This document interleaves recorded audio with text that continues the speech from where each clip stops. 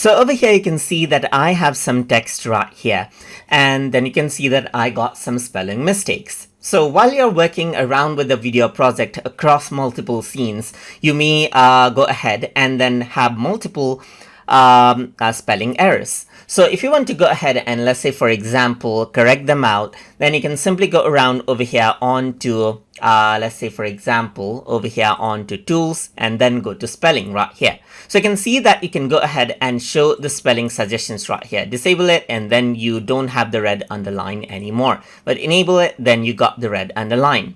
But if I want to correct it, I can simply go for spell check, and what happens is that it opens up the spell checker right here, and you can go ahead and then replace out, let's say sample right here, just like this, and you can see that it went to the next scene and showed that this is wrong as well. So you can simply go ahead and click on it and that will be replaced out just like that.